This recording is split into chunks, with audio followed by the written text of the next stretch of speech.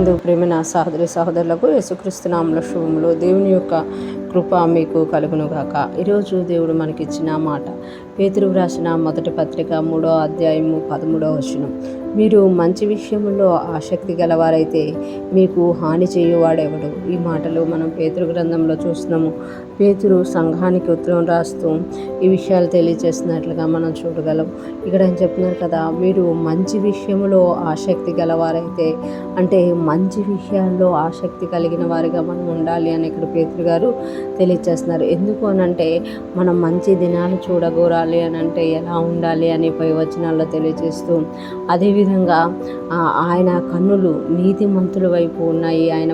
ఆ నీతిమంతుల ప్రార్థనలకు ఆయన చెవులు, ఆయన కన్నులు వారి వైపే ఉన్నాయి. కనుక ప్రభువు ముఖం కీడు చేయ వారికి విరోధంగా ఉంది అని చెప్తూ ఇక్కడ అంటున్నారు కదా, మీరు మంచి విషయంలో ఆసక్తి గలవారైతే, అంటే దేవుని వాక్యం అనేది మనలో మంచిని పెంపొందింపజేస్తుంది అనమాట.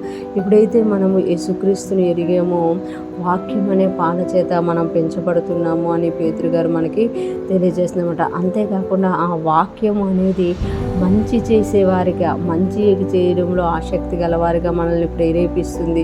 కనుక మీరు వాక్యానుసారంగా జీవిస్తే, వాక్యానుసారంగా నడుచుకుంటే, వాక్యం ఎలా చెప్తుందో అలా చేస్తారంటే ఖచ్చితంగా మీరు మంచి చేస్తున్నారు. మంచి విషయాల్లోనే మీరు ఆసక్తి కలిగి ఉంటున్నారు. అలాంటప్పుడు మీకు హాని చేసేవాడెవడు, హాని చేయువాడెవడు.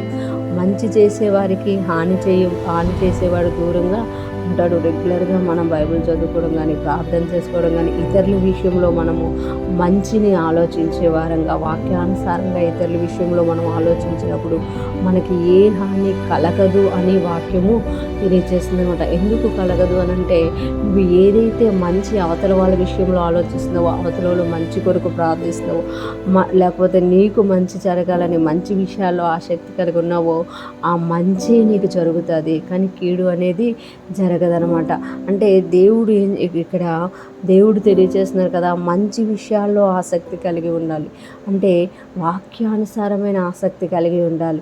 యేసయ్య చెప్పుతున్న దాన్ని బట్టి మనం ఆసక్తి కలిగి ఉండాలి. కానీ చాలామంది వాక్యానికి విరోధంగా జీవిస్తూ, హాని పొందుకుంటూ, సాతానికి ద్వారాలు తెరుస్తూ, ఆడొచ్చి దోచుకున్నప్పుడు, ఆడొచ్చి హాని చేసినప్పుడు అయ్యో నాకు ఈ కష్టం కలిగింది, అయ్యో నాకు ఈ శోధన కలిగిందని బాధపడుతూ ఉంటారు. పేతురు గారు చెప్తున్నట్టు మనం మంచి విషయాల్లో ఆసక్తి కలిగి ఉంటే మనకి హాని చేయవాడెవడు. మనం ఎప్పుడైతే మంచి విషయాల్లో ఆసక్తి కలిగి ఉంటామో చెడ్డ వాటిని మనం విసర్జిస్తామన్నమాట.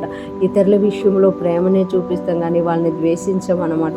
ఇతరులను కూడా మన వాక్యానుసారంగా, మన పొరుగు వారిని మనం ప్రేమించేవారిగా ఉంటాము. ఈరోజు ఫ్రెష్ మనం ఉంటున్న ప్రతి ఒక్కరూ జ్ఞాపకం చేసుకోవాలి, మనము వాక్యానుసారంగా జీవించేవారమైతే, మనం మంచి విషయాల్లో ఆసక్తి గలవారమైతే మనకి హాని చేయడానికి ఎవడు కూడా ఉండడు. అంటే శత్రువుకు కూడా అవకాశము దొరకదు. ఈరోజు ఫ్రెష్ మనం ఉంటున్న ప్రతి ఒక్కరూ కూడా మనం ఇంకా మంచి విషయాల్లో ఆసక్తి కలిగిన వారంగా, ఇంకా వాక్యానుసారంగా జీవించడానికి ఇష్టపడుతూ ముందుకెళ్ళే వారముగా ఉందుముగాక.